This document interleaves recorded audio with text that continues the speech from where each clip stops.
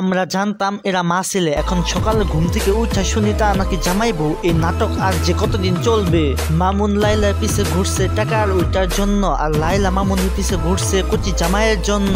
মাঝখানে আইসা নাটকে যোগ দিয়েছেন মেহেদী হাসান ভাইয়া, আর পাবলিক এদের নাটক দেখে বিনোদন নেওয়ার জন্য। তো হে গাইস, আসসালামু আলাইকুম, this is Sabbir and welcome back to new video. Mamun Laila এদের সাথে যারা যুক্ত আছে তাদের কারোর মধ্যে হায়া লজ্জা নামক জিনিসটা নাই, যেমন মেহেদী শুভ ভাইয়া। এইসব টিকটকারের বিয়ে কবে হয় কবে ভাঙ্গে ওরা নিজেরাও জানে না, তাদের বিয়ে কোনো বিষয় না, মজা পাইলেই হইল।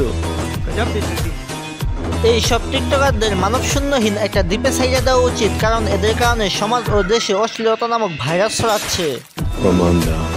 মামুনের লিংকগুলো কি ভাইরাল করুন আপু, আমার কাছে প্রমাণ আছে আপনি মামুনের লিংকগুলো অনেকের কাছে পাঠিয়েছেন। আপনি কার কথা বলেন আমি ঠিক চিনতে পারলাম। প্লিজ মামুন, আপনার অতীত চিনি না তো কে এটা? 2 কোটি টাকা কাবিন দিয়ে বিয়ে করার ব্যাপারটা কি? এটা কি গুঞ্জন? মেহেদী শুভ এবং হচ্ছে লাইলা আপু 2 কোটি টাকা কাবিনে যে ছিল, আমি তো স্বামী ভেবেছি। প্রতারণার ব্যাপারটা ক্লিয়ার হওয়ার আগ পর্যন্ত আমি তাকে স্বামী ভেবেছি। কথায় আছে না, অল্প বয়সে পাকিলে বাল দুঃখ থাকিবে চিরকাল। এদের হয়েছে সেই অবস্থা। এই বেহায়া নির্লজ্জদের নিয়ে যতই বলবো ততই কম হবে, তাই এই ভিডিওটি আর বাড়াবো না। ভিডিও ভালো লাগলে লাইক করো, সাবস্ক্রাইব করো। আল্লাহ হাফিজ।